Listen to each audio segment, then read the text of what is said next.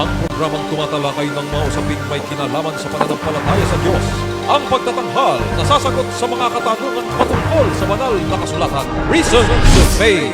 Anumang uri ng paniniwala na walang pinagbabatayang katunayan o ebidensya ay matatawag na palapalagay lamang. Reason to Faith deals with the evidence of our faith. Why we believe what we believe.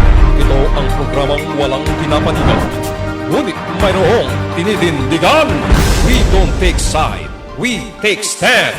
Mula sa Reasons of Faith Media Ministry Studio, Manila, Philippines. Narito si Brother Melvin Sarmiento para sa Reasons of Faith Live. Isang mapagpalang araw po ng Sabat ang aming ipinapaabot sa lahat ng atin mga taga-subaybay ng programang Reasons of Faith. Kami po ay sumasapit sa inyo ng live ngayong unang araw ng panibagong buwan, Agosto 1, 2020. So kami po ay nagpapasalamat at sa inyo po at nandyan po kayo at laging handang sumuporta sa atin pagtatalakay at pag-share ng ating mga video ng Reasons of Faith Media Ministry.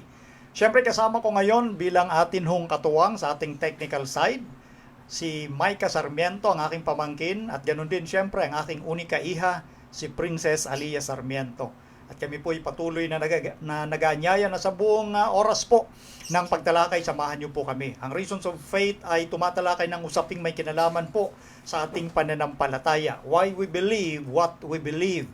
Because faith without evidence is presumption. Ang anuman pong paniniwala o pananampalataya na sinasabi natin na walang batayan mula sa salita ng Diyos ay matatawag lamang nating palapalagay. Meaning, bigyan po natin ng rason ang atin mga pananampalataya at pinaniniwalaan sa pamamagitan ng Thus saith the Lord. Kung ano lang sinabi ng Diyos, yun lang dapat ang masusunod. Sa pagkakataon pong ito ay atin talakayin yung isa pong kahilingan ng isa nating kapatid. May kinalaman po ito sa usapin ng country living. Ang pagtalakay na ito ay hiniling ni Sister G. Tariga mula sa Switzerland. At kami po yan nagpapasalamat po na nakaantabay po yung ating kapatid sa kanya po. Matagal na po itong naipilang request na atin pag-usapan. So, salamat sa Diyos at nabigyan po tayo ng pagkakataon ngayon. At kung may oras pa po tayo, tatalakayin ko rin po yung mga katanungan dito po sa atin mga na-forward at nakapilang tanong. So, yan po yung atin paksang pag-uusapan muna ngayon, yung country living, and then pag may time, isunod natin yung mga tanong pa na nandito ngayon. Okay, so makakarinig din po tayo ngayon ng handog na live na awitin, ipagkakaloob po ng akin pong unika iha, si Princess Alia Sarmiento. Ngunit bago yan, tayo po muna ay magtatagubilin sa ating Panginoon sa pamamagitan po ng isang panalangin. Ama naming Diyos, kami po'y nagpapasalamat sapagkat niloob ninyo na sa oras at araw na ito ay muling makapag-broadcast ang Reasons of Faith upang ang inyong salita ang patuloy na maipahatid sa lahat po ng amin pong mga taga-subaybay, aming mga taga-panood. Harinawa, ang banal na Espiritu ay aming makasama upang magbigay po sa amin ng kapayapaan at karunungan. At sa amin namang mga nakikinig at nanunood, sila po ay patuloy na pagpalain, patuloy na tumimo ng malalim sa kanilang puso't isipan ang mga salita buhat sa inyo na kanila pong maririnig. Ipagpatawa din po, Ama, ang anumang kasalanan na inyong nakita sa amin upang ito hindi maging hadlang sa malayang pagdaloy ng inyong katotohanan. Ito po ang aming samot hiling. Maraming salamat sa inyong pagtugon, alang-alang na lahat sa pangalan ng Panginoong Hesus. Amen. Okay? So, mamaya after ng mag-announce muna ako saglit, and then after ng announcement na ito, mapapakinggan na po natin ang handog na live na awitin. Pakilagay nga sa screen, Maiga, yung ating Reasons of Faith Bible Institute. Yan po, paki-flash lang. At ang patuloy na announcement natin, kasi yung atin mga estudyante na napadala na po ng invitation sa email, ay wala pa rin pong, hindi pa rin po kayo naka-accept. So, nabanggit po namin nung nakaraan pa na lagi nyo pong tingnan. Alam nyo naman kung sino-sino po kayong nag-enroll. So, tingnan nyo po lagi ang inyong email. Kasi pag hindi pa ho kayo na-accept doon sa Google Classroom, ibig sabihin ho niyan, hindi po ninyo inaccept yung invitation na na-send sa inyong Gmail account. So kapag hindi nyo nakita agad yon, nag-e-expire po yon. So kung halimbawa wala pa rin po kayo dun sa classroom, di pa rin kayo nakakapasok, isa lang ang ibig sabihin, hindi nyo po na-accept yung invitation. So kayo na lang po mismo ang magpadala ng inyong concern na wala pa po kami dyan, hindi pa po kami na-accept, kagaya ng ginagawa ng iba. Kaya yung ibang students, nandun na ho sa classroom. So, meron nung ginawang group chat si Brother Nards, Leonardo Gaspan, siya po ay nagbigay ng kanyang, nagkusa ho siya para matulungan yung ibang mga kapatid at enrollees ng ROF. So, pwede nyo pong i-message si Brother Nards doon sa group chat na yon ng Reasons of Faith, or kundi ako po, na sabihin ninyo na wala pa rin kayo, hindi kayo nakakapasok sa Google Classroom. So yun po ang inyong gawin. At kasi po nung nakaraang linggo pa nagsimula yung klase. So yung video po natin naka-upload na ho doon. At yung ibang nahirapan sa signal, kung hindi nyo mag-view yung video, ay gumawa ng paraan yung team ng personal ministry sa pangungunan nila Brother Ronnie Pidario, Sister Lesel Cando at maging si Brother Bon Aceveros. Gumawa po sila ng paraan para naman ay i-convert sa audio. So yung mahirapan na mag-view ng video, nandun naman po yung audio.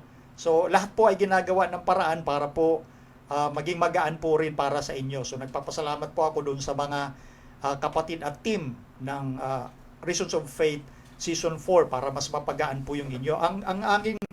Ang request ko lamang po, mag-initiate na rin po kayo. Kumbaga magkuusa na ho kayo na halimbawa, parang wala pa ako nung nakaraang linggo pa pala nagsimula. I-message nyo po ako sa Messenger, or kundi, etong si Brother Nard, dun sa group chat, kumbaga mas madaling makita. O dili kaya, si Brother Ron Pedarios, ang personal ministry leader ng Pasig. So mag-PM po kayo, nasabihin po ninyo, hindi pa ho kami nakakapasok. So ganun ho, and then, kapag nag-reply na ho sila, be attentive ho, tingnan nyo agad yung inyong Gmail. Kasi doon lang yung paraan para ma-accept ho agad kayo doon sa classroom. So yun po, kasi mamaya, meeting po natin alas 9 ng gabi sa Pilipinas.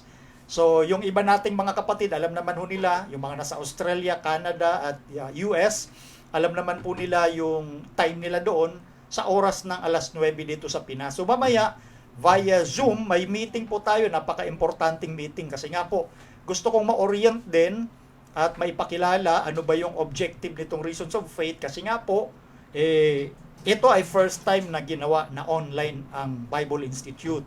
So, gusto ko pong makita lahat ng estudyante doon at masabi sa inyo yung mga panuntunan na isinasagawa ng Reasons of Faith. May mga panuntunan at o kung ba, yung rules na dapat sundan po ng ating mga students, no?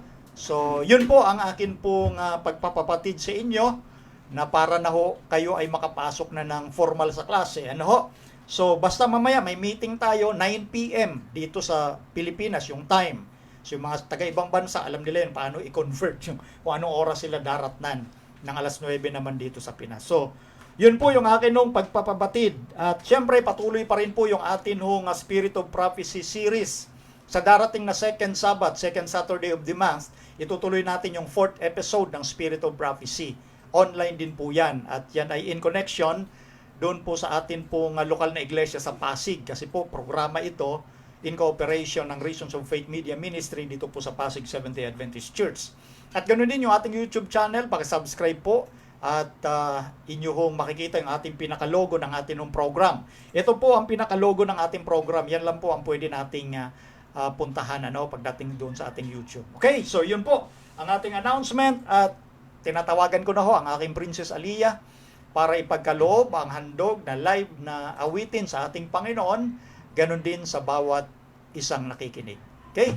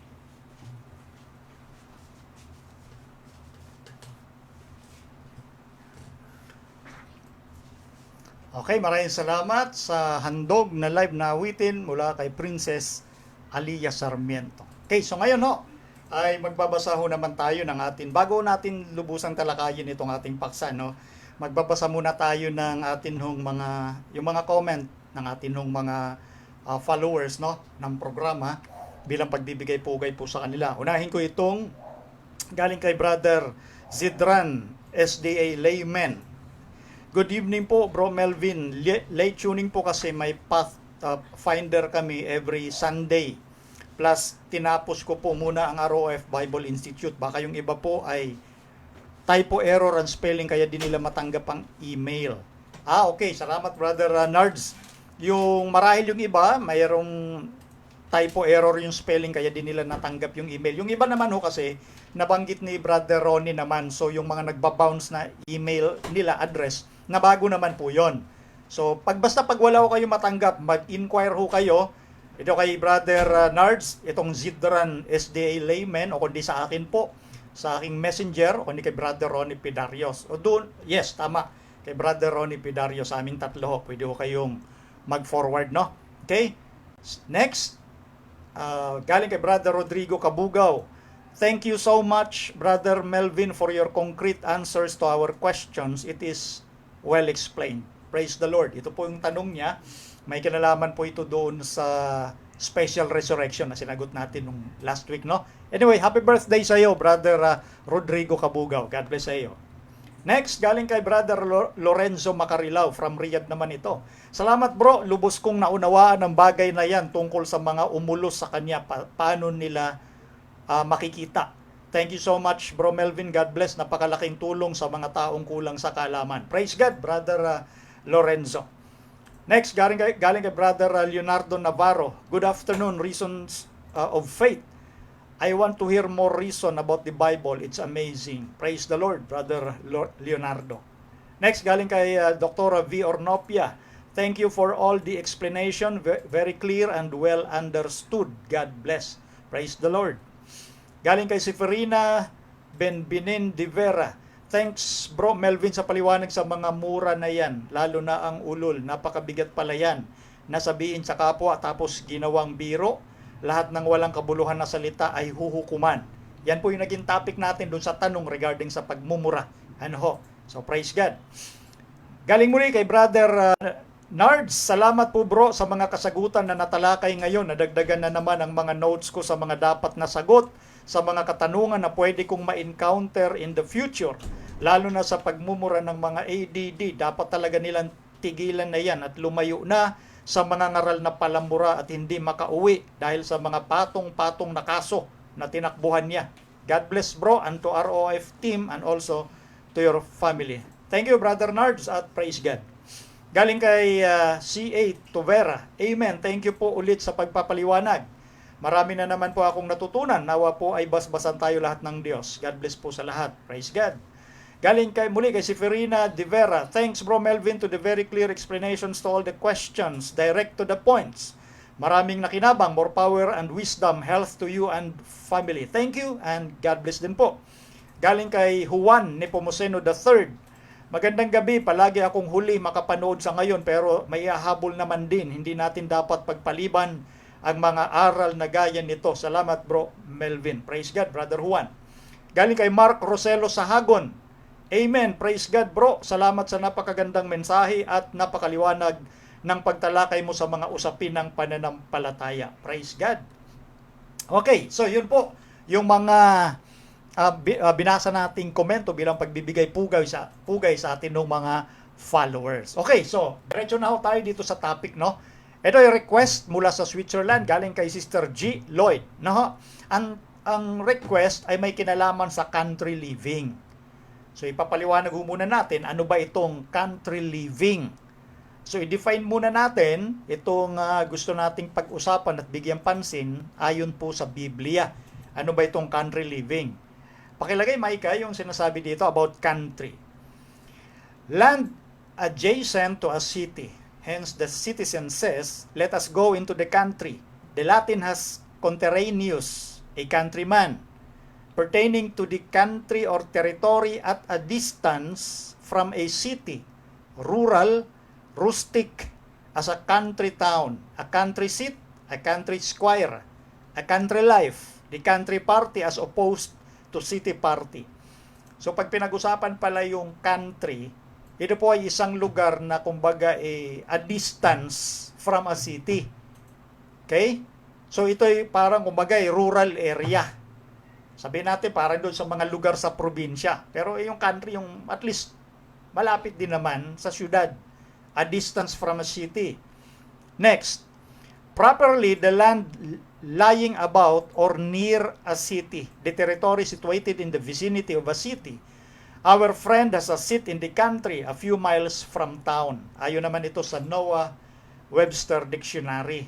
So, yun po ang kapaliwanagan tungkol sa country. Okay?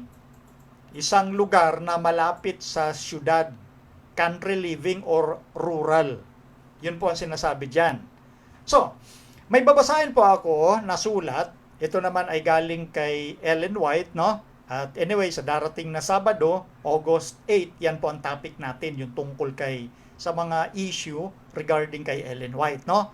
So, ngunit ito po ay bahagi po kasi ng usapin ng country living ayon sa Biblia at gagamit po tayo ng mga reference sa writings ni Ellen White.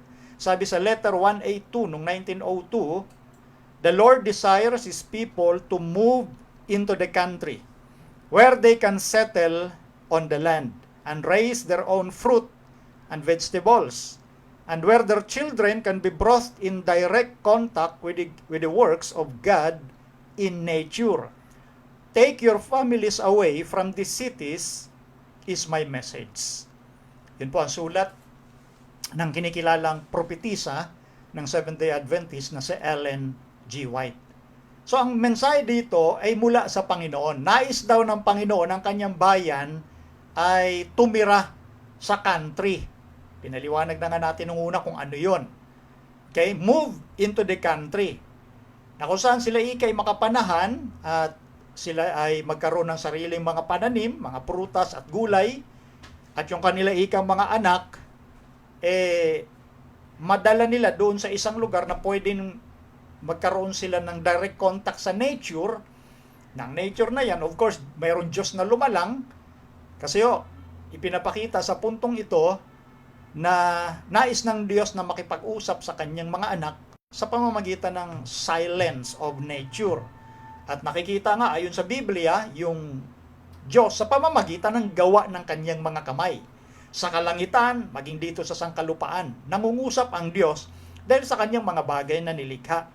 Yun ang isa sa punto na sinasabi rito, na yung mga anak daw natin ay direktang magkaroon ng direct contact with the works of God in nature. Kaya take your families away.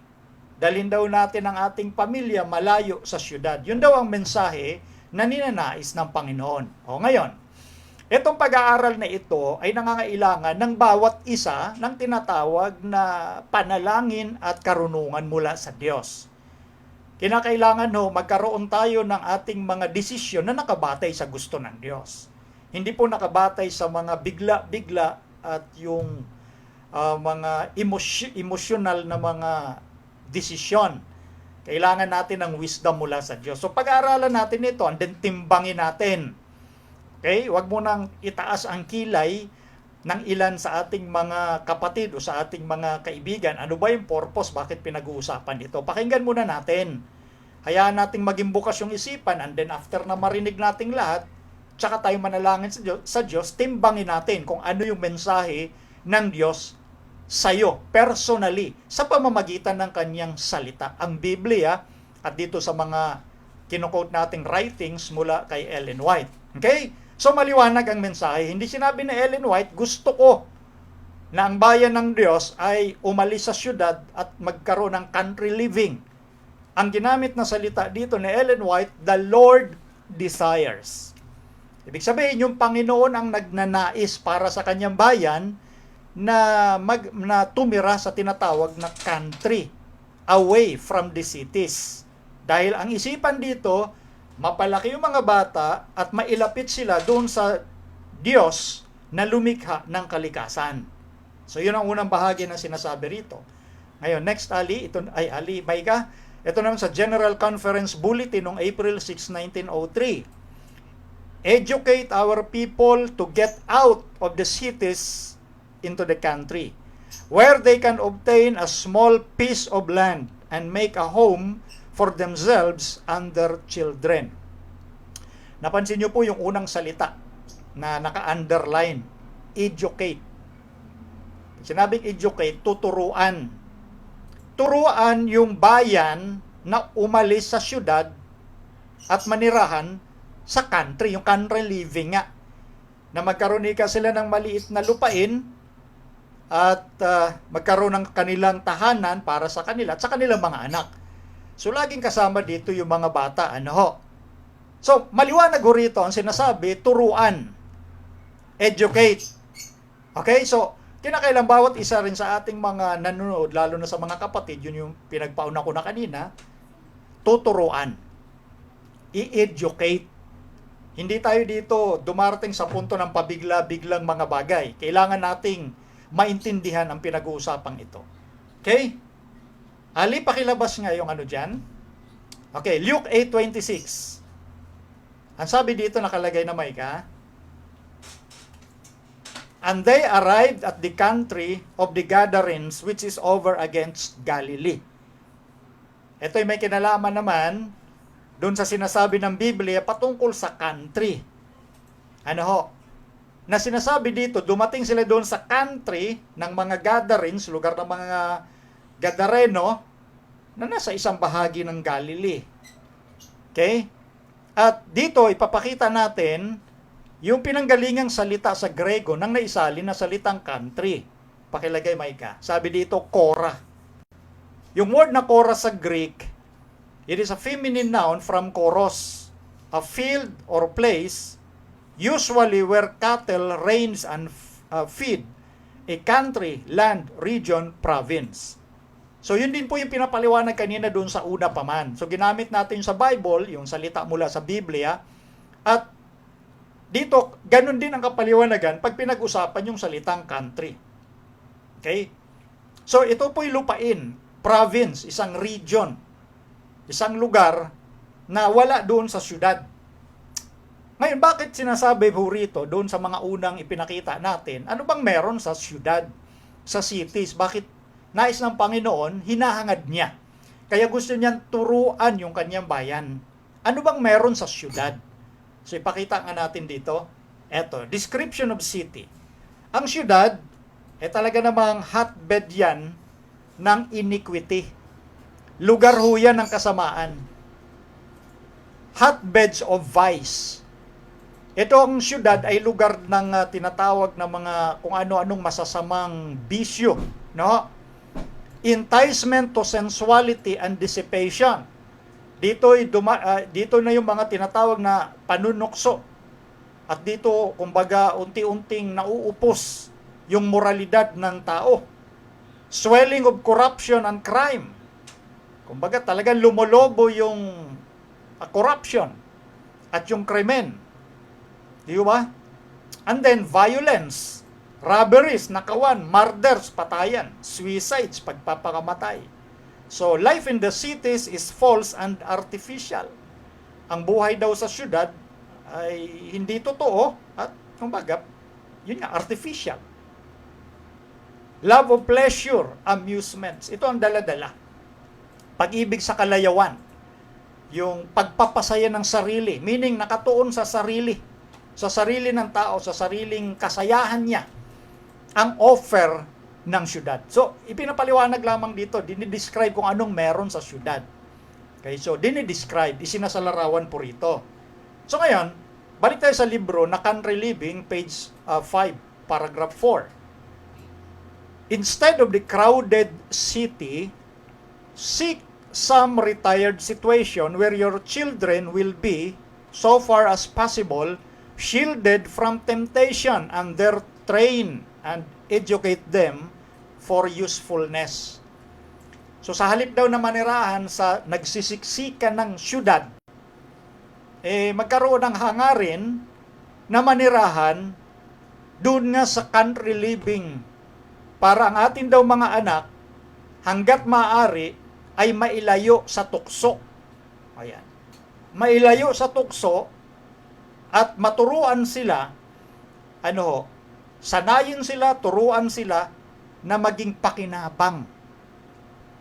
Ngayon practicality Ngayon na mismo, ngayong kapanahunan natin na tinatawag na millennial age, marami kaya ko sinabing marami, meaning hindi lahat. Marami, halos lahat, marami. Halos lahat ngayon ng mga kabataan, hindi nagagamit yung sarili para sila'y maging pakinabang. Kumbaga, hindi sila yung tipong gagawing sila ay pakinabang sa kanilang pamilya. Ang kanilang ginagawa ay para mapasaya yung kanilang sarili lamang. Yun yung observation natin sa sitwasyon sa ating panahon. At nasa Biblia naman yan. 2 Timoteo yan, nakasulat sa chapter 3 mula verse 1. Na darating ang panahon na maging yung mga bata ay naging maibigin na sa mga bagay ng sanglibutan. Mayayabang, sinungaling, palaban, walang galang sa magulang. Yan po ang naging impluwensya sa kanila. Dahil ang tuon ng buhay ng tao, ang iniisip nila, kapag syudad ay magdudulot sa kanila ng maunlad na pamumuhay, at least nandoon yung pag-asa nila sa syudad. Whereas dinescribe natin kung ano yung actual at literal na nangyayari sa syudad. So, para sa bayan ng Diyos, kumbaga gustong maturuan ng Diyos ang kanyang bayan na maisip yung ganitong mga bagay na magiging kadahilanan na kapag ka sila'y masyadong nalulong sa mga prinsipyo at bagay ng syudad, hindi sila magiging pakinabang sa lipunan, sa kanilang pamilya, at higit sa lahat sa Diyos. Yun po ang nais dalhin doon sa mga punto natin binasa rito. Next, ang sabi pa rito, sa page 6, the physical surroundings in the cities are often a peril to health. The constant liability to contact with disease, the prevalence of foul air, impure water, impure food, the crowded, dark, unhealthful dwellings are some of the many evils to be met. Yung talagang kapaligiran sa syudad, kadalasan yan, panganib sa kalusugan ng tao. Totoo naman, itong ang nangyayari sa atin ngayon. Di ba? Itong pandemic na COVID na ito. Sa mga probinsya, doon sa isa nating kapatid na aking, kumbaga nakako-communicate, sa probinsya sila talaga naman nakakalakad sila ng maayos sa kanilang bukiran Paano ba naman doon? Wala. Yung social distancing, literal talaga din. Agwat-agwat yung bahay doon So, malaya silang nakakagalaw doon sa kanilang sakahan, pumupunta. Wala literally, walang problema sa social distancing doon. Sila ng kanyang pamilya ay magkasama na gumagawa sa kanilang bukirin. Para sila nagpipiknik. Ngayon yan sa kasalukuyang panahon, pinadala pa nga niya sa akin yung litrato nilang pamilya. So, ganun kaganda yung lugar na sinasabi roon, lalo na may kinalaman sa country living. Malayo doon sa panganib sa kalusugan. Lalo na sa syudad, hindi talaga sariwa ang hangin niya. Sa probinsya lang natin nararanasan yan. Di ba? So, ang mga bagay na ito, nakikita natin na meron ding issue, uusapin, pagdating sa kalusugan ng tao, yung pagkakaiba ng country living doon sa city dwelling. Sa pamumuhay doon sa rural area at doon naman sa syudad. Malayo ang pagkakaiba. Ngayon, tuloy pa natin. Pakilagay ka sa manuscript 76. There is not one family in 100 who will be improved physically, mentally, or spiritually by residing in the city. Ayon kay Ellen White, wala isa doon sa 100 pamilya. Walang isa sa 100. Can you imagine yung laki ng ratio nito? Walang isa doon sa 100 pamilya na mag-i-improve physically, mentally, spiritually sa pamamagitan ng pagtira o panananahanan sa syudad. Sabi ko nga sa inyo, mamaya-maya ipapakita natin yung kabuuan nito. Huwag niyong isipin na one-sided tayo rito. No, wala tayo doon. Ibabalansi natin ito, pero makikita natin doon sa mga unang bungad ng sinabi, yung prinsipyo. At ito nga po, gaya ng in-underline ko kaninang salita, educate. turuan, ipaunawa. Yun ang purpose ng education. Ipaunawa, lalo na sa usaping ito. Titimbangin natin kasi lalo na kung nagsasabi tayo, bayan tayo ng Diyos. Therefore, i-consider natin ito dahil una sa lahat, ito ay ninanais ng Panginoon. At wala ho tayong sinasabi ngayon na yung mga nakatira sa syudad ay walang pag-asa. Hindi natin kailanman sasabihin yon at hindi ko kailanman iisipin yon. Marami ho tayo mga kaibigan, mga pamilya dito sa syudad. So sabi ko, wag munang tumaas ang kilay, hayaan nyo munang tapusin natin itong pag-aaral, no? So, maliwanag, itong nagsasalita, propeta, at hindi nanguhula ito ng sarili lang niya, ito'y galing sa Panginoon. Okay? The Lord desires. So, i-consider natin ito. Sa mga bukas ang isip, laging nagko-consider yan eh. Hindi yung tipong, hindi, wala yan, hindi totoo yan. Hindi mo pa nga pinag-aralan, hindi na agad totoo. Yun ang problema sa tao. Kapag kung ano lang gusto, yun lang ang gusto. I-consider natin, hindi ibig sabihin, bago sa ating pandinig, hindi na natin i-entertain, hindi na natin bibigyan pansin. Lalo na kung nakikita naman natin yung nagiging kaganapan at natural na sitwasyon. Kumbaga, yung nangyayari sa ating paligid, observation mo sa syudad at sa probinsya, doon ka ngayon magbe-base kung meron ngang wisdom, kung meron ngang katotohanan itong iyong naririnig ngayon. Huwag doon sa ating emosyon. Okay, ulitin ko. Sabi ni Ellen White, walang isa sa 100 pamilya na mag-i-improve pagdating sa kalusugan, sa espiritual, sa mental. Kapag dito ka nananahan sa syudad. Hindi ang pinag-uusapan dito salvation. Meron kasi minsan na gumagamit nito na sinasabi, walang isa sa 100 pamilya maliligtas pag nakatira sa syudad. Mali yon, hindi tama yon. Ang pinag-uusapan dito, yung paglago na may kinalaman sa kalusugan. Ikumpara mo na lang yung hangin na atin pong nilalanghap. Ano ba yung hangin dito sa syudad? At ano ba yung hangin sa probinsya? Sa mga country area. Di ba malayong malayo? So, kaya sinasabi rito, walang isa sa 100 na mag-i-improve pagdating sa una, kalusugan. Sa physical, mental, spiritual. O di ba? Sa physical, walang mag-i-improve pag nandito. Totoo yan eh. Kasi dito sa syudad, samot-sari ho talagang sakit ang nakukuha ng tao. O lalo na ito nga, nagkakahawaan dahil dito sa usapin ng COVID-19. Bakit? Crowded area ang syudad ho talaga. O ituloy muna natin, okay? Country Living, page 30.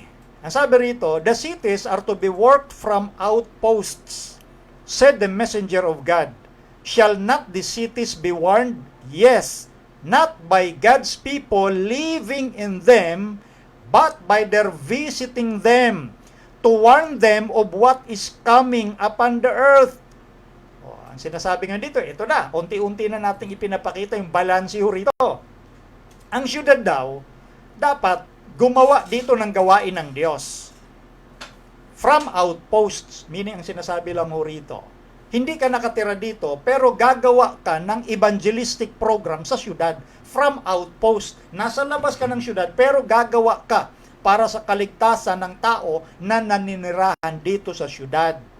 Dahil kinakailangan ho, bigyan natin ng babala, ng warning ang lahat ng mga taong nakatira sa syudad patungkol po doon sa darating na paghuhukom ng Diyos.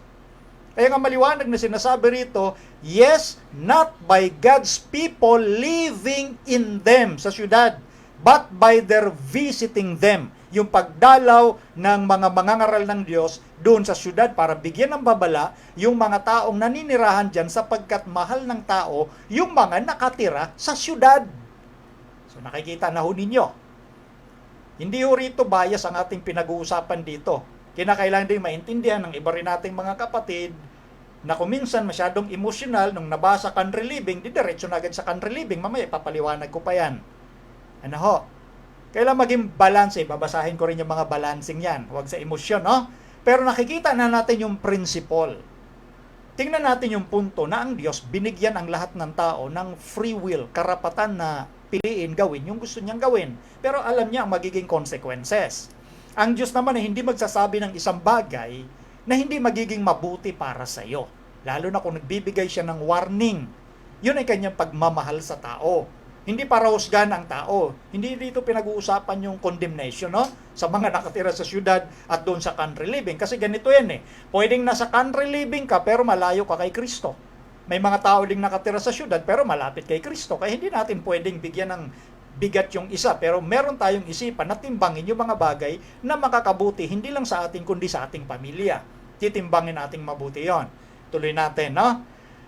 Ang sabi naman sa Review and Herald, the cities must be worked. The millions living in these congested centers are to hear the third angel's message. So maliwanag dito yung pagnanais ng ating propetisa na ang syudad ay talagang mapangaralan, lalo na may kinalaman sa mensahe ng ikatlong sinugong anghel. Ano yon? Yung warning about the mark of the beast. So talagang ginagawa natin yung pangangaral ng three angels message. At itong pinag-uusapang third angels about the mark of the beast, which is the enforcement or implementation of the national Sunday law. Okay? So kailangang pangaralan ng mga nasa syudad. Ngayon, sa Bible, merong pattern si Jesus na dapat makita natin at ipanalangin nating magawa natin. Ito yon. Luke chapter 21, verse 37. Sabi rito, at araw-araw ay nagtuturo siya sa templo at lumalabas gabi-gabi at tumatahan sa bundok na tinatawag na Olivo. So tingnan nyo yung pattern ni Jesus Christ, no? Araw-araw, pumupunta siya sa templo. Saan yung templo na yan? Di sa syudad. Pumupunta si Kristo araw-araw sa syudad at lumalabas gabi-gabi naman para tumahan doon sa bundok ng Olivo. Malapit yan sa syudad eh. Country living ang pinakapunto nun, diyan sa bundok ng Olivo. Mga burol yan. Hindi yan yung literal na mga matatarik na bundok kaya na Mount Everest, no? Mga burulu yan, okay? Overlooking ang Jerusalem, ang syudad. So, sa ang pattern ni Kristo dito, siya ay nangangaral sa syudad and then, after na magawa niya yung kanyang pangangaral, balik siya sa bundok ng Olivo. Na malayo, doon sa crowded, doon sa syudad. Yan po ang sinasabi dyan. Ito pa sa verse 38, no? Pakilagay, Micah. At ang buong bayan ay maagang pumaparoon sa kanya sa templo upang makinig sa kanya. Tingnan nyo, yung buong bayan, yung buong syudad. Yung mga nakatira sa syudad, yun ang ibig sabihin. Maagang pumaparoon saan? Sa templo, na nasa syudad nga, para pakinggan yung pangangaral ni Jesus. After na magawa ni Jesus ng maghapon, balik siya doon sa sinatawag nating country living. Malayo doon sa crowded city, no? So, nandun ang ating Panginoon. So, ito yung pattern ni Jesus Christ. Ito naman ang record ni Mateo, chapter 11, verse 1. Sabi rito, at nangyari na nang matapos nang masabi ni Jesus ang kanyang mga utos sa kanyang 12 alagad, ay umalis siya roon upang magturo at mangaral sa mga bayan nila. So, ganyan yung pattern ng Panginoong Jesus. Nangangaral siya sa syudad. Matapos makapangaral siya sa syudad, ay di balik siya dun sa tahimik na lugar. Yun nga yung punto ng country living principle na pinag-uusapan natin. At doon si Kristo kumbaga nananalangin sa kanyang ama sa mahabang oras na kanya pong ginagawa roon sa bundok ng Olivo. Okay? Ngayon, balik tayo dito sa writings naman ni Ellen White, page 31 ng country living. Repeatedly, the Lord has instructed us that we are to work the cities from outpost centers. In these cities, we are to have houses of worship as memorials for God, but institutions for the publication of our literature, for the healing of the sick, and for the training of workers are to be established outside the cities. Especially is it important that our youth be shielded from the temptations of city life. Yung maliwanag, paulit-ulit daw, tinuruan ng Panginoon itong writer nga na ito, na si Ellen White. Okay, repeatedly, the Lord has instructed us. Siyempre, sama na siya doon. Naggumawa tayo sa syudad from outpost center, ika. Yung syudad na magkaroon tayo ng bahay dalanginan, bahay ng pagsamba, yung ating mga iglesia, bilang memorial para sa ating Panginoon. Ito yung tinatatag sa syudad. Yung mga simbahan, at yung mga publication, literature. Kaya ngayon yung purpose para makagawa ka rito, nakakatulong ang ating mga paggamutan sa mga may sakit, Dito ay sinasanay natin yung ating mga manggagawa. Kaya napakahalaga dito na yun nga, binanggit uli, yung mga kabataan na mailayo talaga sa mga tukso sa buhay ng syudad. Sa lifestyle ng syudad. So concern talaga rito yung pamilya, lalo na yung mga bata at kabataan. Ngayon, kukuha tayo ng halimbawa po sa Biblia tungkol po dito sa mga, kumbaga, disadvantages na nangyayari sa pamilya kapag ang buhay ay nakasentro talaga sa syudad. Yung mga disadvantages, no ho? Example, ito sa Biblia, kaya naisulat ito para tayo'y matuto ayon sa unang Korinto 10:11. O ngayon, babasahin natin yung tagpo noong sila Abraham at yung kanyang pamangkin na si Lot ay naglalakbay. Ngayon nagkaroon ng pag-aawa yung mga tagapag-alaga ng hayop ni Abraham at ni Lot. At ngayon dito sa chapter 13 verse 7, ito ang sabi ni Abraham kay Lot para masolusyonan yung strife o kaguluhan na nangyayari sa kanilang tagapag-alaga ng kanilang mga hayop. Pakilagay, Maika. And Abram said unto Lot, Let there be no strife, I pray thee, between me and thee, and between my herdsmen and thy herdsmen, for we are brethren. Verse 9, Is not the whole land before thee? Separate thyself, I pray thee, from me. If thou wilt take the left hand, then I will go to the right, or if thou depart to the right hand, then I will go to the left. So dito nga, ito ang solusyon ni Abraham. Masyadong mapagpakumbaba. Isipin mo, uncle siya. Si Lot, pamangkin niya. Pero para wala na ikang pag-aaway, ikaw ang unang pumili. Kumbaga, ito'y maghiwalay tayo. Kung pipiliin mo yung kaliwa, dito ako sa kanan. Pero kung piliin mo yung kanan, dito naman ako sa kaliwa. So, makikita natin kapakumbaba ni Abraham, pinaunan talagang pinapili yung kanyang pamangkin ng lugar na kanilang titirhan. At ngayon, ito ang napili ni Lot. Pakilagay sa verse 10. And Lot lifted up his eyes and beheld all the plain of Jordan, that it was well watered everywhere. Before the Lord destroyed Sodom and Gomorrah, even as the garden of the Lord, like the land of Egypt, as thou comes unto Zoar. So, nung itiningin ni Lot yung kanyang mga mata, nakita niya yung lugar sa bahagi ng Jordan, well watered. Ibig kasi sabihin, pag well-watered, kaya nga dito napansin nyo, itinulad sa lupain ng Ehipto. Kasi nung kasagsagan ng Ehipto sa kanyang kaunlaran, kaya naging maunlad ang Egypt, dahil nga doon sa tinatawag na Nile River. Kasi sentro yan ng kalakalan. Sentro yan ng mga business, economics. Pag well-watered ang area mo, ay talagang magiging maunlad yan kasi sentro nga ng kalakalan. So kaya naging maunlad ang Egypt at itinulad yung lugar na yon ng Jordan bago ito wasakin ng Panginoon, well-watered. So ang nasa isip agad ni Lot, magandang syudad ito sa bahagi ng Jordan. Ito na ngayon Sodom and Gomorrah. Dahil mainam yung patubigan doon. So ang punto dito yung economics, yung pamumuhay. Magkaroon ka ng pag-unlad, materially speaking, sa iyong pamumuhay, kasama ng iyong pamilya. So yun ang gandang nakita ni Lot at mas pinili niya yon. Pinili niya na tumira doon sa syudad. Okay, sabi sa verse 11, Then Lot chose him all the plain of Jordan, and Lot journeyed east, and they separated themselves the one from the other. So, ito na ang pinaka-final na decision ni Lot. Tumira doon sa syudad na yon. Ito na yung pinag-uusapan ng Sodom and Gomorrah. Kasi well-watered. Syudad po ito. So, ngayon ang nangyari po rito, yun nga, sa mga nag-aaral po ng Biblia, itong lugar napakasama na sa paningin ng Panginoon, ang Sodom and Gomorrah.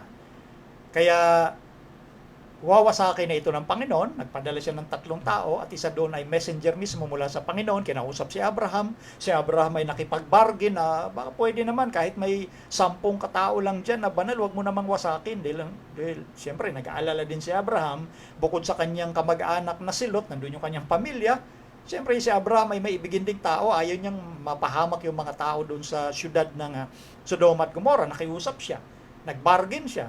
Hanggang dumating sa punto na wala talagang ganung uri na mga banal na tao sa lugar Kahit 10, wala So, si Lot lang yung nakita doon na, kumbaga, lumalakad sa gusto ng Diyos. Si Lot. Kaya pinapuntahan ng 2 angel, yung kasama nung Yung isa doon, yung isa naiwan kay Abraham, yun nga yung Panginoon na nakipag-bargain si Abraham doon. So dalawang anghel pumunta kay Lot at sinabi nga yung balita na gugunawin ito. So sabi nung dalawang anghel doon kay Lot, kausapin mo ng kamag-anak mo, kailan umalis na tayo bago sumikat ang araw. Dahil sasunog ito ng apoy, asopre. So akala nung mga kamag-anak ni Lot, lalo ni kanyang mga manugang, nagbibiro lang si Lot. Kaya binaliwala nila yung sinabi ni Lot. Nawawasakin ito ng Panginoon. So yun po yung naging prinsipyo ng kanyang mga kamag-anak. Yung mga anak niya. Kaya dadalawa lang yung nakuha niya sa anak niya. Naisama niya yung asawa niya, pero yun nga ang naging sitwasyon. Yung asawa mismo ni Lot naging haliging asin kasi ang bilin sa kanila sa pagtakas nila, wag lilingon. Lumingon yung kanyang asawa, hindi dahil sa gusto niyang lumingon, kundi syempre, una na dyan, yung naipundar nilang ari-arian. Dahil alam nyo, si Lot, napakalaki ng pwesto doon sa syudad ng Sodoma at Gomora. Si Lot ho kasi ay doon na sa pintuang daan. Kumbaga, siyang nangongolekta na mga tax ng mga tao na nandun. Siyang, may authority kung sino ang dapat pumasok o hindi ron. So, malaki ang kanyang pwesto. Pinagkakatiwalaan siya doon sa lugar. Yun ang nangyari nang hinayang yung asawa ni Lot sa kanilang mga ari-arian. Bukod doon yung kanilang mga anak na naiwan ho doon. Kanilang mga kamag-anak na tumira talaga doon sa syudad na yon. Kaya siya naging haliging asin. Ngayon, nung nakatakas na sila Lot kasama ng kanyang dalawang anak, mapapansin natin yung prinsipyo ng isipan ng kanyang mga anak na babae. Babasahin po natin ito yung naging resulta. Genesis 19:36. Sa ganito'y kapwa nagdalang tao ang mga anak ni Lot sa pamamagitan ng kanilang ama. Nabuntis yung dalawang anak na babae ni Lot. Si Lot mismo ang nakabuntis. Bakit? Kasi nga si Lot naglasing nung gabing yon. Nag-usap yung dalawang bata, yung panganay at yung bunso. Sabi, ubos na ang lahi natin. Kailangan magkaroon tayo ng lahi sa pamamagitan ng ating ama. So lasing siya, walang alam. Una akong papasok, sabi ng panganay, at sisipingan ko siya. Ganun nga nangyari. Sumunod, ganun din, nilasing din nila yung tatay nila at yung bunso naman ang sumiping nung walang malay si Lot. So napansin niyo po yung hindi magandang prinsipyo na nakita. Prinsipyo ng hindi prinsipyo mula sa Panginoon. Yung kanilang yung naging buhay at konsepto ng mga bata ayon sa kaugalian ng sanglibutan. Yun ang natutunan nila doon sa syudad. Kaya ngayon ang ginawa nila sa kanilang ama. Natural, kung si Lot ay may malay, hindi niya gagawin yon. Wala siyang alam. Lasing. Yun ang sabi doon sa Biblia. O ngayon, nabuntis. Nung nagkaanak, ito ang resulta. Pakilagay, Micah, verse 37. At nanganak ang panganay ng isang lalaki at tinawag ang kanyang ngalang Moab, na siya ngang ama ng mga Moabita hanggang sa araw na ito. Next, verse 38. At ang bunso ay nanganak din ng isang lalaki at tinawag ang kanyang pangalang Ben-Ami, na siya ngang ama ng mga anak ni Amon hanggang ngayon. Nakita niyo? Ang naging anak ng panganay ay si Moab na pinanggalingan ng mga Moabites. At yung naging anak ng bunso, yan yung mga Ammonites. Ben-Ami, mga anak ni Ammon. Kaya Moabites, Ammonites, noon sa panahon ng mga Hudyo, sa panahon ni Moises, sa panahon ni Moises, naging kalaban ng Israel. Ammonites, Moabites, mga kamag-anak yan kung tutuusin. Dahil itong mga naging anak ni Lot mula sa kanyang dalawang anak na babae, ipamangkin sila ni Abraham. Na kay Abraham galing naman si Isaac. Si Isaac doon naman nagmula si Jacob. At kay Jacob doon nabuo 12 tribo. So naging magkalaban Moabites, Ammonites, saka Israel. Nakita niyo? Magkakapatid nag-away-away. Dahil sa mga hindi magandang impluensya na natutunan nung pamilya ni Lot. Sa tingin niyo, gaano kaya kasakit at kalungkot yung nangyari na yun kay Lot? Na yun ang naging resulta ng kanyang pagpiling manirahan doon sa syudad. Yung impluensya sa kanyang mga anak naging iba. Sa halip ng papabuti at mapalapit sa Panginoon, napalayo. Tingnan nyo nung sinabihan sila ni Lot na tumakas na tayo, susunugin ng Panginoon ang lugar na ito. Akala nila nagbibiro lang. Bakit? Iba ho ang impluensyang natutunan ng mga bata na nakapag-asawa doon sa lugar, sa syudad ng Sodoma at Gomora. Yun yung disadvantages na, kumbaga, hindi na-check na mabuti ni Lot. Masakit yun para kay Lot, bilang ama na napahamak ang kanyang buong pamilya. At isa pa, siya, yung lahi niya ang pinanggalingan ng naging kalaban ng bansang Israel. Yun yung Moabites at Ammonites. Nakita niyo po yung resulta. So ngayon, ito, basa tayo sa sinasabi ni Ellen White sa Evangelism, page 79. Pakilagay, Micah. When iniquity abounds in a nation, there is always to be heard some voice giving warning and instruction, as the voice of Lot was heard in Sodom. Yet, Lot could have preserved his family from many evils had he not made his home in this wicked, polluted city. Yun ngayon yung sinabi naman ni Ellen White, na i-preserve sana, na ingatan sana ni Lot yung kanyang pamilya mula doon sa mga masasamang impluensya doon sa masamang syudad na kanilang piniling terhan. Kaya nga si Abraham hindi pinili yung syudad na yon. Country living si Abraham. Gusto niya mapalapit sa Diyos sa pamamagitan ng gawa ng Diyos na kalikasan. Sayang ang naging pamilya ni Lot. Masakit ito para kay Lot, pero nangyari na. Ito yung disadvantage sa isang pamilyang hindi mo mabantayan at maayos dahil sa kaliwat ka ng masamang impluensya. Tuloy pa natin. Ang sabi pa rito, all that Lot and his family did in Sodom could have been done by them even if they had lived in a place some distance away from the city. Yung nagawa sana ni Lot, doon nung nanirahan sila doon, magagawa din sana nila yon.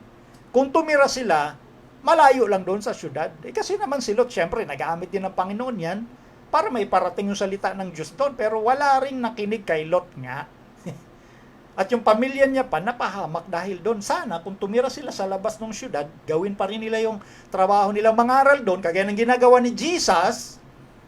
At yung sinasabi ngayon sa atin, sa panahon ngayon, na sinulat ni Ellen White, yun din ang punto. O ngayon ito, tuloy pa natin. Page 31. Out of the cities, this is the message the Lord has been giving me.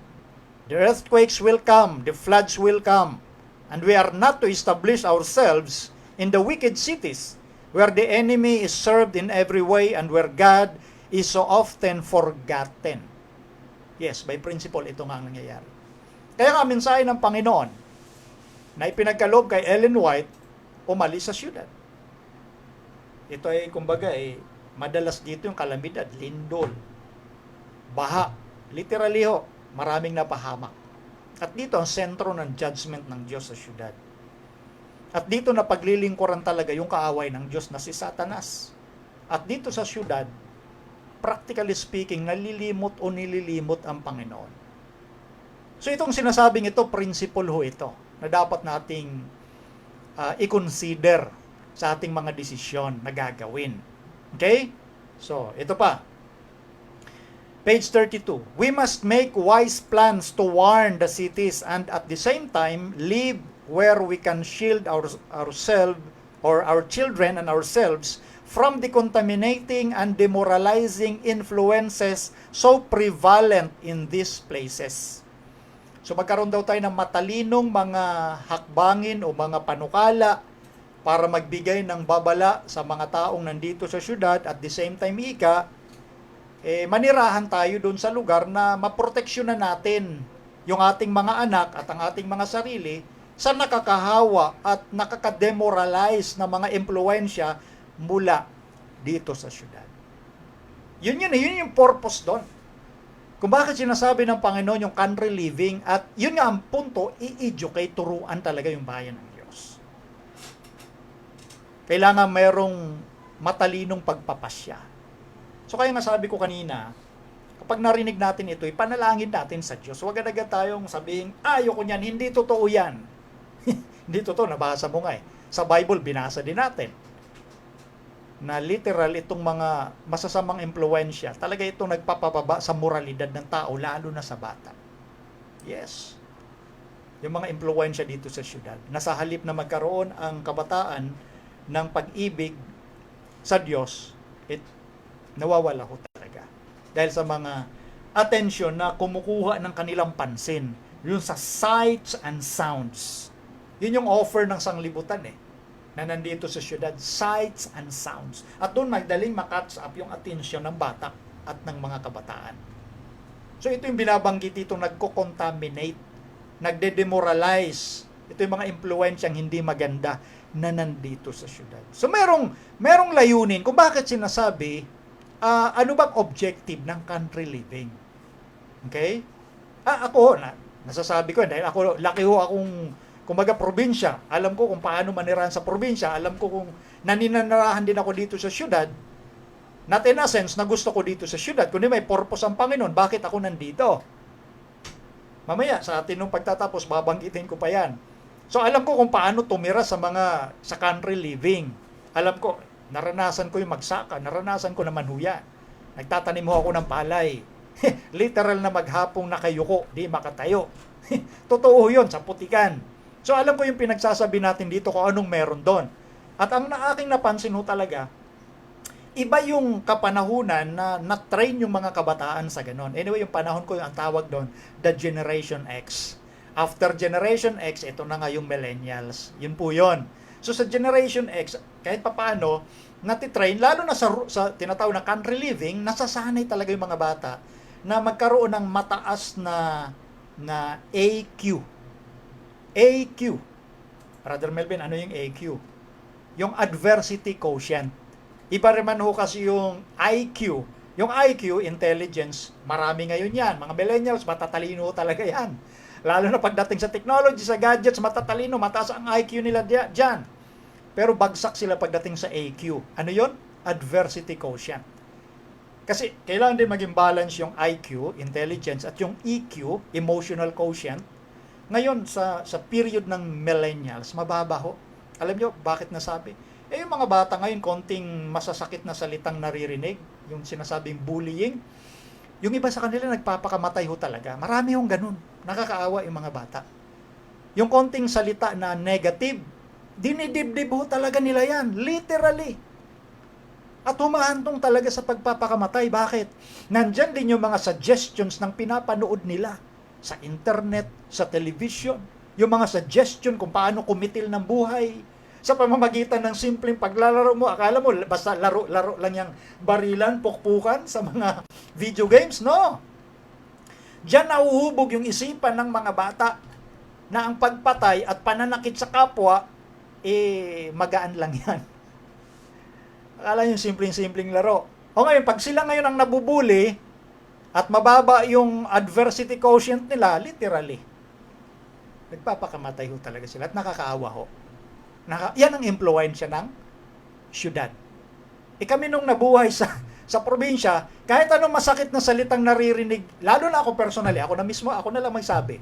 Kasi laking probinsya ho ako Kahit anong masakit na salitang naririnig ko, kahit ano yung mga negatibo, lakas ng loob kong labanan yan. Hindi ako nagpapadala sa kung ano-ano mga sinasabi na yan. Hindi ho Mas lalo kung challenge yung sarili ko na hindi totoo yung sinasabi mo, patutunayan ko yan. Ganyan ho ako noon. So mataas yung quotient ko pagdating sa adversity. At halos mga nakatira sa probinsya ganun. Hindi ho sila yung tipong lambutin. Nagdadamdam din yung iba, siyempre. Pero hindi darating sa punto na babagsak yung kanilang pagkatao. Never. Mas mataas yung AQ noon kumpara ngayon. Yan ang impluensyang dulot kasi nitong syudad. Babagsak yung iyong adversity. Bakit? Ang mga bata ngayon sa pagtatrabaho, halos hindi makapaghugas ng pinggan. Pag tinuruan mo, madampian lang ng sabon yung kanilang kamay, nandidiri na. Ano pa kaya kung nabuhay ka sa probinsya na musong putik ang hawak mo? Na kami nung pagkatapos na magtanim ng palay sa bukid, maghugas lang sa kanal, na malinis yung kanal. Ang linaw ng tubig. Hugas lang. Siyempre, wala nang sabon doon. Sabay nakakamay pa kami kumain. Pero hindi kami sakitin. Ngayon, konting kibot, hospital. Konting kibot, gamot. Kami noon wala. Sa physical yon, ganun yung dulot na nasanay ka sa pamumuhay na katapat mo yung kalikasan, nature. Malayo kami nun sa sakit. Wala nga akong bakas ng bakuna ho rito sa aking braso. Wala akong bakas ng bakuna ho rito Kaya nga hindi ako agree. Anyway, ibang usapan yun. Kaya balik tayo rito. Yun yung kaibahan. Kaya nga yung pinag-uusapan sa country living, holistic ho ito eh. Buo ito eh. Buo. Ito may kinalaman na sa buhay ng tao kung ano yung pipiliin niya, mahalin ba niya ang Diyos o hindi. Yung mga impluensyang ito sa ugali, sa intelligence, mga factor ho ito kung paano ang isang tao ay nahuhubog sa kanyang paglago. Paglago sa pagkakilala sa Diyos. Paglago kung paano labanan yung mga negative influences ng kanilang surroundings o kapaligiran. Oh. I-consider natin yan sa pag-aaral. Ang gusto natin proteksyonan dito, lalo na yung mga bata. I-consider natin yon. Okay? I-consider natin. Sige, bago ko palubusang ituloy yung sinasabi ko, ito pa. Basahin natin ito, pakilagay sa screen, Micah. The time has come when, as God opens the way, families should move out of the cities. The children should be taken into the country. The parents should get as suitable a place as their means will allow. Though the dwelling may be small, yet there should be land in connection with it that they may be cultivated. Kapag binuksan na ng Diyos yung daan, alam nyo, sa Diyos o dapat talaga tayo umasa. Kumbaga, personally, experience ko yan na nakikita mo na nagbubukas talaga ng daan ng Panginoon sa mga bagay na hinihingi mo para din sa paglago ng iyong relasyon sa Diyos at maproteksyonan ng pamilya. Yes, ang Diyos nagbubukas ng daan kapag ikay ready na sundin yung gusto niya. Experience ko yan. Nakikita ko literally, nagbubukas ang Diyos ng daan para sa ikabubuti ng pamilya. Okay? So ngayon, sinasabi nga rito na ang Diyos nagbubukas ng daan, ang pamilya ay dapat na, kumbaga, magkaroon ng desisyon na huwag manirahan sa syudad. Pero isaalang-alang natin ho, kaya nga mamaya babasahin ko ilang mga punto na hindi tayo dapat pabigla-bigla rin. Huwag ibatay sa damdamin o emosyon lang. Kasi ang layunin nga rito, the children should be taken into the country. At sinasabi rito, as their means will allow. Ay, halimbawa, nakapag-decide ka lang dahil, ay, oo nga, gusto ko talaga sumunod sa Diyos. Hindi mo binigyan pansin una. Kaya ba ng pananalapi mo, ng gastusin mo? Kaya mo bang bumili ng lupain na yan? Yung lupain ba na yan, yung lugar na gusto mo, ay malapit ba yan sa paaralan?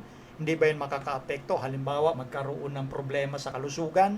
Malapit ba yan sa hospital?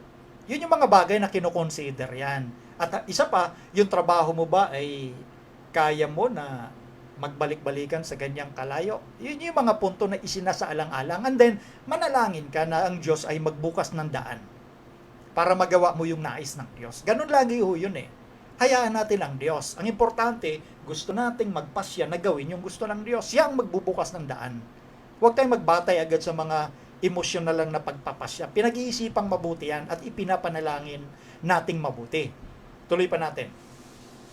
May kapakilagay. Those who have felt at last to make a move, let it not be in a rush, in an excitement, or in a rush manner, or in a way that hereafter they will deeply regret that they did move out. Yun yung sinasabi ko kanina pa. Ha? Kung magpasya ka na okay, Panginoon, alis talaga ako rito sa syudad, huwag kang magmadali. Dahil excited ka lang. Huwag yung pabigla-bigla, baka pagsisihan mo yan. Kumbaga parang sa parable yan na tinayo yung bahay ng isang lalaki, hindi niya naman natapos. So kaya nga, hindi rin gusto ng Panginoon yung mga ganong bagay. Next, sa Country Living page 26, let everyone take time to consider carefully and not be like the man in the parable who began to build and was not able to finish. Not a move should be made, but that movement and all that it portends are carefully considered, everything weigh. Yun ang maliwanag na sinasabi natin. Take time to consider carefully. Pag-isipan. Hindi bibiglain. Pero kinoconsider mo. Ang importante, convicted ka sa puntong yan. Dahil ang layunin at malasakit dito ng Diyos, ikaw, ang pamilya mo, lalo na yung mga bata. Yun yung usapin na pinag-uusapan dito.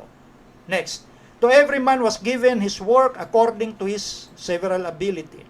Then let him not move hesitatingly, but firmly, and yet humbly trusting in God. There may be individuals who will make a rush to do something and enter into some business they know nothing about. This God does not require. So, maliwanag ko rito. Halimbawa, pag convicted naman tayo, at ang Diyos naman gumagawa, depende sa kakayanan ng tao, huwag ka mag-hesitate, pero matibay ka na nagtitiwala at nagpapakumbaba sa harapan ng Diyos. Pero huwag kang gumawa ng mga pabigla-bigla. Yan o yun. Dahil God does not require, hindi yan ang gusto ng Diyos. So, dapat kinukonsider mo, gusto ng Diyos na magkaroon ka sa Kanya ng, kumbaga, pananalangin, sabihin mo yung mga gusto mong sabihin sa Kanya, pertaining sa usaping ito sabihin mo yung mga gusto mo mangyari, at ibibigay yan ng Diyos. Diyos ang nagbubukas ng daan Hindi naman tayo, kahit anong gawin natin. Wala tayong magagawang magiging favorable sa atin kung hindi natin kinonsider yung gusto ng Diyos. Ganun yun. Next. Think candidly, prayerfully, studying the Word with all carefulness and prayerfulness, with mind and heart awake to hear the voice of God. To understand the will of God is a great thing. Yun. Mag-isip daw candidly. Candidly, ibig sabihin yung may truthfulness. Candidly, prayerfully. Dito sa usaping pinag-uusapan natin, na ang isipan natin, ang puso natin ay bukas doon sa boses ng Diyos. Na maunawaan yung kalooban ng Diyos ay isang napakadakilang bagay. Ganun yun. Kaya bagamat narinig natin yung kaibahan ng country living at yung pamumuhay dito sa syudad, which is yung ideal, ay sa country living dahil dun sa mga bagay na ating naipaliwanag na. At ulitin ko, hindi natin pinag-uusapan dito na ang mga nasa syudad ay walang kaligtasan. No, hindi yun ang punto na sinasabi natin dito. Kahit sabihin sa country living ka man, kung malayo ka sa Diyos dahil ang isipan mo ay sarili mo lang, yun nga yung selfishness. Pupunta ka lang doon para, sinabi ng Diyos hiniwalay mo yung sarili mo na hindi ka magamit bilang channel of blessing ng Panginoon, walang silbi yung pagka-country living mo. May purpose kung bakit bukod doon sa para maiwasan yung contamination ng syudad, mapabuti yung moralidad mo at relasyon sa Diyos, dapat maintindihan natin yung ilang mga bagay na naisdali ng usaping ito. Country living seeks to bless youth and children for spiritual growth. Yun ang isa sa punton kaya kung bakit sinasabi ng Panginoon yung country living. Para kanyang mabasbasan yung mga kabataan at mga bata na sila'y magkaroon ng paglago ng kanilang spirituality. Yun yung kagandahan, kagaya ng tinestimony ko sa inyo kanina, sa personal kong karanasan, ako'y tumira doon sa probinsya, ako'y tagay lumaki ng probinsya. Pinanganak ako sa probinsya, lumaki ako ng probinsya, at ngayon nandito ako sa syudad dahil may plano ang Diyos. Ganun yun. So katulad din ng sinasabi na at pattern ng Panginoon, at yung sinasabi ng Diyos kay Ellen White, kung ano yung gagawin natin dito sa syudad. Iparating yung pabalita ng kaligtasan ng Diyos. Pero kung magawa natin na manirahan doon sa isang lugar na malayo sa syudad at pumunta lang tayo sa syudad para doon sa mission o sa anumang trabaho na meron tayo. Pero yun nga, kinukonsider ang lahat ng bagay na yon. Halimbawa, nagtatrabaho ka dito sa Maynila pero ang inuuwian mo ay sa lugar ng Batangas, araw-arawin mo yon. Pag-isipan mong mabuti yon. Dito ako nagtatrabaho sa syudad, sabihin natin sa Quezon City o sa Manila, tapos uwi ka ng Batangas araw-araw. Not practical. So yun nga, iharap mo sa Diyos, ipanalangin mo at ang Diyos ang magbubukas ng paraan. Ang importante, nakita mo yung katotohanan tungkol sa pinag-uusapan natin dito. Mahal ng Diyos ang pamilya mo, lalo ng mga bata. Gusto niya lumago ang mga bata at hindi bagsak yung kanilang EQ at AQ, adversity quotient. Konting pitik lang. Ay iba na ang kanilang pakiramdam, masyado silang bagsak ang kanilang quotient pagdating sa kahirapan or adversity, mahina. Ganyan So lumalakas ang quotient sa pagdating sa hirap ng mga bata kung sila'y sanay, lalo na sa salita ng Diyos. Kung sila'y nagagabayan ng mga magulang na alam yung simpleng pamumuhay sa probinsya na mga magulang na may takot sa Diyos. Yun yung unang purpose. Nais ng Diyos na i-bless yung mga kabataan sa country living. Pag dito, ang kanila, isipin mo, umaga, maghapon, makikita mo ang bata, laging nakayuko, akala mo kabait-bait. Yung pala nakayuko, dahil naglalaro ng mga video games sa kanilang mga cellphones.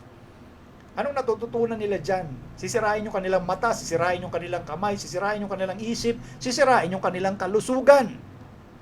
Malalayo sila sa pagmamahal sa Diyos, literally speaking. Yes. Dahil iba yung kinukuha ang atensyon ng mga gadgets kumpara doon sa attention na gusto ng Panginoon kapag ikaw ay iniibig mo ako, pag-aaralan mo ang salita. Kaya sabi sa Deuteronomy chapter 6 from verse 6 to 8, yung mga magulang turuan ng kanilang mga anak ng aking salita. Kung sila may nakahiga, kung sila may naglalakad sa daan o ano man ang kanilang ginagawa, ituro yung 10 Commandments. Karamihan ng mga bata ngayon hindi alam kung ano yung 10 Commandments. Di ba? Yan yung pambihira ngayon. Pero mas alam nila kung sino yung mga karakter ng kanilang nilalaro sa mga video games. O ngayon, pangalawa, pag sinabing country living, hindi nangangahulugan ng isolation. Pag sinabing isolation, yun nga, parang ibinukod mo ang sarili mo para proteksyonan sa contaminating influences ng syudad. Mali yon, pang sarili mo lang iniisip mo. Hindi yan ang gusto ng Diyos. Kaya yun yung sinasabi ko kanina, naka-country living ka pero hindi ka nagagamit ng Panginoon para sa kanyang misyon na iparating yung kanyang mensahe ng kaligtasan sa mga tao dito sa syudad. Walang silbi rin yung country living mo. Hindi yan yung isolation na para mga mongha, mga monk. Yung purpose ng mga monk, kaya sila na-isolate, ayaw nila makiharap sa tao, dahil ang iniisip nila, katulad ng mga Essenes noong panahon ng first century Christianity, ang iniisip nila kasi mas banal ako kumpara sa mga taong yan. At ayaw kong mahawa sa mga masasamang gawi at ugali ng mga tao na yan. Kaya ang ginagawa ng mga monk at mga Essenes, nagse-separate sila sa mga tao sa syudad. Maling kahulugan o idea ang natutunan pagka ganun ang iniisip mo ng country living. Mali yon. It is not an isolation. Ang purpose nun, para matutunan mo na nakasentro ka sa Diyos at mayroon kang tinatawag na mission-driven. Yung spirit mo ay mission-oriented. Anong mission-oriented? Mission to share, to preach the gospel, especially the three angels' messages. Yun yung mission. Yun yung purpose kung bakit nandun ka, para lalo kang lumago, maturuan ng Panginoon. Kasi mas pagka makapag-create ka ng maayos na isipan, lalo na kung nature ang kaharap mo, yung relaxation, ibang klase ho, talaga sa country living. Ganun ho yun eh. Naranasan namin nun, pag patak ng dilim, siyempre nun, di pa uso nun yung, siguro mga 9 years old ako, hindi pa uso yung tinatawag na yung kuryente, electricity. Nabutan pa namin yung gasera eh. Kaya pag patak ng kagat ng dilim, kain din, tulog na. Mas malakas talaga kami pangangatawan. Kaya yun ang sinasabi ko, hindi kami sakitin kumpara sa panahon ngayon. Na konting kibot, ospital. Konting kibot, gamot. Konting sakit, gamot agad. Kami nun hindi. Pero kami mga mahirap. Yun ang katotohanan nun. Pero hindi kami sakitin. Kasi mas napapalakas yung pamumuhay mo dahil nandun ka sa sentro ng kalikasan eh. Ang Diyos na gumawa ng kalikasan. Kaya nakasentro ka doon sa gusto ng Diyos. Sabi ko nga, ito, yung lola ko, siyempre, Roman Catholic yun. Lumaki ako sa background ng Roman Catholic. Every 6 o'clock p.m., pagpatak ng alas 6, kailangan nandun ako sa bahay ko dahil kasama ko ang lola ko, nagro-rosaryo. Hawak-hawak ko yung rosary. Regular yon, ganun ka-deboto yung lola ko. Nung kapanahonang yon. Ganun siya ka-deboto. Kaya, yun ang, kumbaga God-centered, especially sa country living. Pagdating ng alas 6, yung tinatawag no na orasyon, hindi ko malilimutan yun dahil kasama ako lagi sa orasyon na yan. Ganun yun. So, iba yung nagiging impluensya talaga doon sa country living. Character building ho. Yung pinapatibay yung sarili mo sa moralidad, sa tamang asal, tamang pag-uugali. Hindi kagaya dito, ang impluensya dito, ibang klase sa syudad. Bukod sa character building, yung healthful living. Country living is also healthful living. Yun yung kaibahan ng paninirahan sa syudad at paninirahan sa labas ng syudad or country living. Yun yung purpose ng usapin dito. So, kayo namang nakikinig, i-consider nyo yung mga bagay na yon. At lalo na, ang nagsabi kay Ellen White, di naman siya, yung Diyos mismo. Dahil gusto ng Diyos, mapabuti ka, mapabuti ang bawat isa sa atin. Ngayon, yun nga, ipanalangin nating mabuti, planuhin nating mabuti, timbangin lahat natin yung mga bagay-bagay, huwag tayong pabigla-bigla, kung sakali mang na-convict ka na, kailangan may ilayo ko ang pamilya ko rito, pero i-consider mo lahat ng bagay. Yung layo, yung pag-aaral ng mga bata, lahat to kinukonsider yan. Yung practicality. And God will opens the way para mapaayos ka. So, ganun yon. So, bawat individual, binibigyan ng Diyos yan ng pagpapasya. Pero sa bayan ng Diyos, maliwanag ang mensahe, out of the cities. Pero yung iba kasi nagmamadali na agad Marami mga pangyayaring lumabas agad rito, nagtanim ng kung ano-ano, and then balik rin naman agad sila rito nung naubos yung kanilang. Anyway, yan ang sinasabing huwag pabigla-bigla. Yan yung payo rin dito. Ngayon, meron talagang panahon kung kailan lalabas ka sa syudad. Yun. Nasaan yun? Nasa Bible prophecy yan. Matapos natin gawin yung ating mission to preach the gospel, lalo na dito sa syudad, the gospel, the three angels' message, the present truth. Matapos nating magawa. Anyway, may panahon kung kailan tayo dapat lalabas dito. May panahon yan. Pero, ngayon,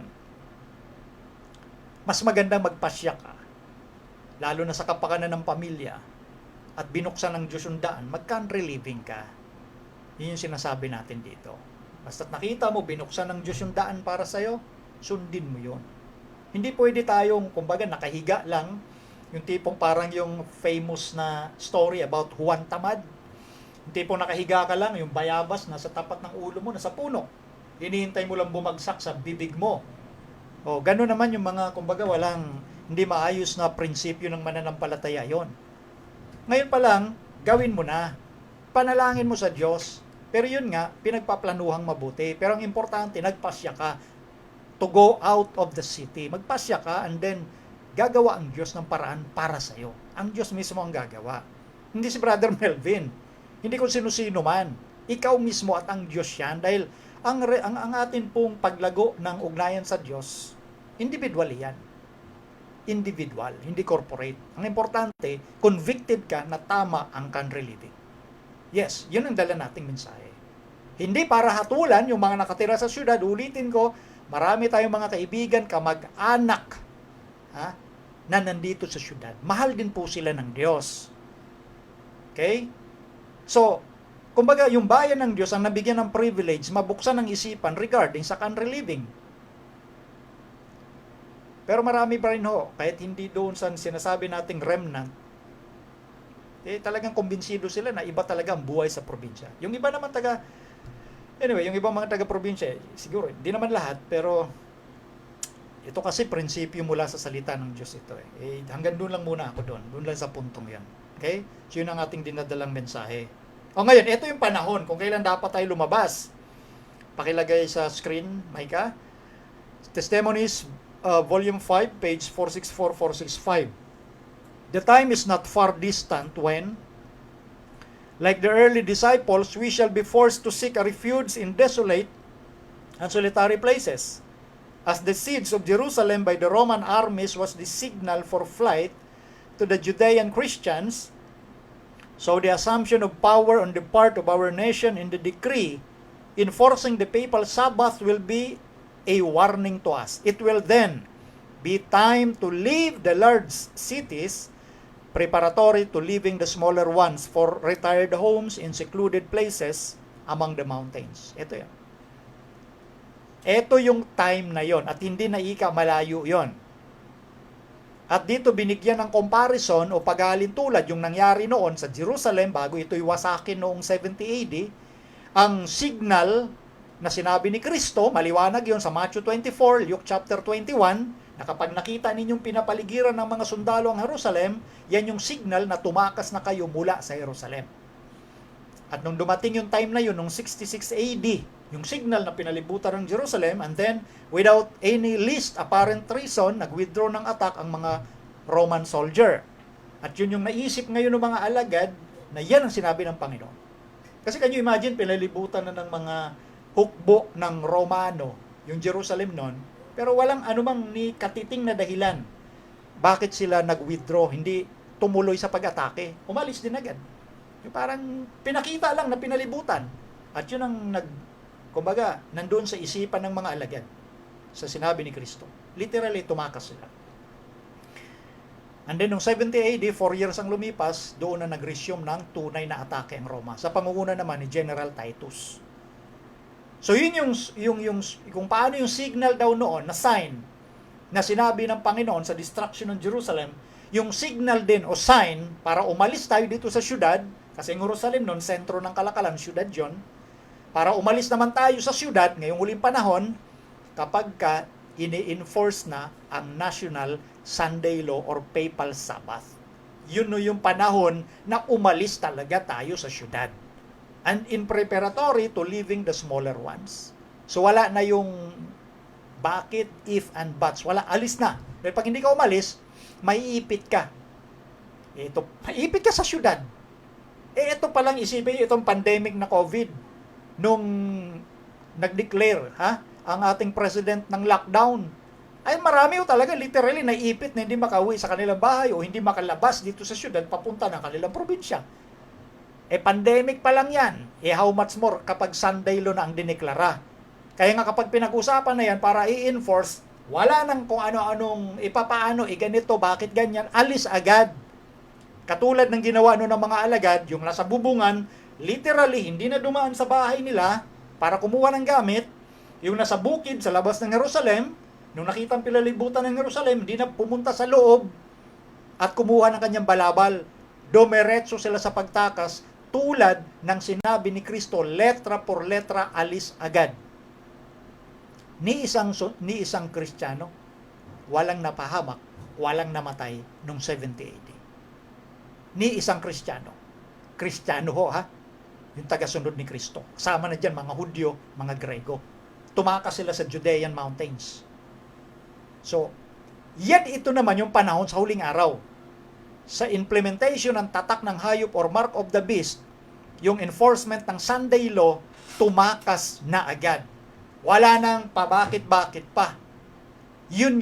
Ito yung panahon na dapat umalis na tayo sa syudad. Pero sa ngayon, wala pa yan. So may pagkakataon pa tayo i-preach, ipangaral ang mensahe ng tatlong sinugong anghel ayon sa Apokalipsis 14 mula sa 1 hanggang 11. So yun po yun. So ito po yung ating paksa ngayon na may kinalaman sa country living. Maraming salamat Sister G sa iyo pong request na topic na ito. Okay, so yan po ang atin pong mensahe ngayon. So bukas na ulit tayo magkita para sagutin yung mga tanong na nandito. So tayo po ngayon ay magtatapos na sa pamamagitan po ng isang panalangin. Tayo po ay sama-samang manalangin.